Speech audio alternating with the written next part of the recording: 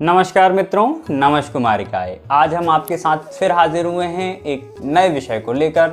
आज का हमारा विषय है अरिष्टभंग योग के ऊपर। अरिष्टभंग का अर्थ होता है कि आपने अधिकतर सुना होगा कि कुंडली में किसी को काल सर्प दोष हो गया, किसी को पितृ दोष हो गया, किसी को शापित दोष हो गया। तो ये कुछ ऐसे दोष हैं जिनके कारण व्यक्ति अपने जीवन में बहुत पीड़ित होता है। तो ऐसे में बहुत सारे अगर कुंडली में दुर्योग हों और फिर व्यक्ति को लगे कि भाई इन दुर्योगों से क्या होगा और कुछ क्या ऐसा अच्छा योग है मेरी कुंडली में जो इन दुर्योगों को दूर कर सके। बहुत गहरा अंधकार भी हो और उसमें एक दीपक जला दिया जाए तो उस दीपक की रोशनी उस गहन अंधकार से लड़ने में सक्षम होती है। उसी प्रकार कुंडली में अरिष्टभंग योग एक ऐसा योग है जो आपकी कुंडली के अंधकार रूपी दुर्योगों से लड़ने के लिए सक्षम होने वाला एक दीपक के समान है, जो दूर कर सकता है आपके कुंडली के दोषों को। आइए हम जानते हैं कुछ अरिष्टभंग योगों के विषय में। तो पहला अरिष्टभंग योग है इस प्रकार। अगर कुंडली में बुध, शुक्र और गुरु लग्न में विराजमान हों और किसी भी प्रकार से वह अगर लग्न में विराजमान हैं, गुरु, शुक्र और बुध, तो यह उसी प्रकार अरिष्टों को दूर कर सकता है जिस प्रकार सूर्योदय होने से अंधकार दूर हो जाता है, उसी प्रकार यह कुंडली के दुर्योगों को दूर कर देता है। दूसरा शुभ योग हम आपको बताएं, गुरु अगर लग्न में बली होकर विराजमान हो। गुरु कैसे होंगे बली? अपनी राशि में हो, उच्च के हों और मित्र राशि में हो, शुभ ग्रहों से दृष्ट हों,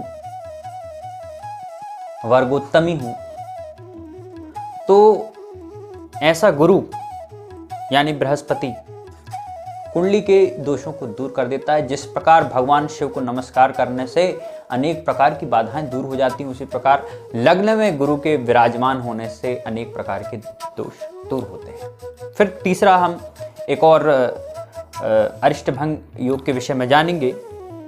गुरु अगर मंगल के साथ युति कर रहा हो या दृष्टि संबंध बना रहा हो तो भी यह अरिष्टभंग योग है। या तो गुरु और मंगल साथ में हो, एक दूसरे को देख रहे हो, अगर किसी भी प्रकार से गुरु और मंगल का संबंध बनता है तो भी यह अरिष्टभंग योग है। इसके कारण व्यक्ति की कुंडली के समस्त दुर्योग दूर हो सकते हैं। फिर अगर कोई पाप ग्रह कुंडली में कोई पाप ग्रह हो, परेशान करने वाला दिख रहा हो कि इस ग्रह के कारण हमें परेशानी होगी और वह शुभ कर्तरी में आ जाए। अब आप कहेंगे शुभ कर्तरी क्या होती है? शुभ कर्तरी का अर्थ हो कि उस जिस भाव में वह पापी ग्रह बैठा हो उसके 12वें भाव में और दूसरे भाव में शुभ ग्रह बैठ जाएं तो यह शुभ कर्तरी योग होगा। इस शुभ कर्तरी योग के विषय में आगे के हम वीडियो में और आपसे चर्चा करेंगे। अभी के लिए फिलहाल इतना ही समझें। अगर शुभ कर्तरी में कोई पापी ग्रह बैठा है तो भी वह शुभ परिणाम देने वाला होगा। फिर इसके बाद बात करते हैं एक और अरिष्टभंग योग के विषय में। लग्नेश अगर बली होकर केंद्र स्थान में विराजमान हो जाए तो व्यक्ति इतना मजबूत होता है कि वह स्वयं उन अरिष्टों को दूर कर सकता है। जिस जातक का व्यक्तित्व मजबूत होगा, उसका लग्नेश मजबूत होगा, वह सारे अरिष्टों को दूर कर सकता है। आप बलवान हो, आपकी मेंटेनेंस अच्छी हो शरीर के संबंध में, आपका रोग क्या बिगाड़ लेंगे? रोग आपको थोड़ा बहुत परेशान करेंगे, दूर हो जाएंगे, आप फिट हो तो।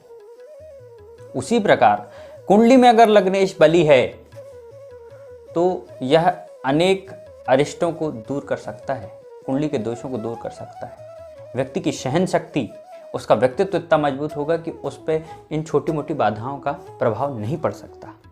फिर हम और बात करें कि अगर शुक्ल पक्ष में रात्रि का जन्म हो और कृष्ण पक्ष में दिन का जन्म हो,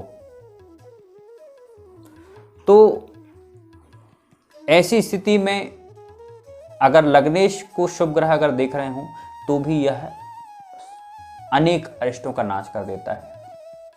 एक बार और समझें, शुक्ल पक्ष में रात्रि का जन्म हो और कृष्ण पक्ष में दिन का जन्म हो,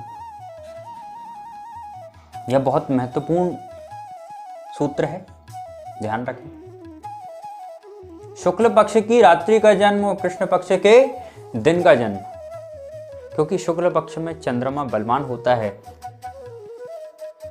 और उस समय में रात्रि का जन्म होगा तो चंद्रमा की छाया में जो बालक उत्पन्न होगा उस पर चंद्रदेव की कृपा रहेगी। और अमावस्या यानी कि कृष्ण पक्ष में अमावस्या तक सूर्य बलवान होता है और दिन का समय हो जाए, दिन के समय में जन्म हो जाए तो निश्चित रूप से कृष्ण पक्ष का यह दिन का जन्म सूर्य देव की असीम कृपा दिलाने वाला होता है। तो इस प्रकार से हमने आपको बताया कुछ अरिष्टभंग योगों के विषय में।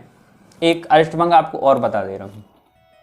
कहा है कि लग्न में किसी भी प्रकार से शुभ बुध हो तो भी यह अरिष्टों का नाश कर देता है। तो हमने आपसे बात की अरिष्टभंग योग के विषय में।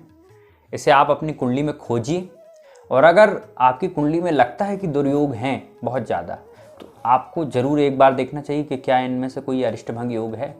अगर इनमें से कोई अरिष्टभंग योग है तो आपको परेशान होने की ज़रूरत नहीं है, आपको कोई उपाय विशेष करने की भी ज़्यादा आवश्यकता नहीं है। कुछ छोटे मोटे उपाय कीजिए, इसके अलावा आपको परेशान होने की ज़रूरत नहीं है। आपका यह अरिष्टभंग योग कुंडली के समस्त दोषों को दूर करने वाला है। इसी के साथ आपसे विदा लेते हैं और हमारे साथ बने रहिए। चैनल को लाइक, शेयर और सब्सक्राइब कीजिए और दोस्तों से इस वीडियो को शेयर करना ना भूलें। नमस्कार मित्रों, ओम नमः शिवाय।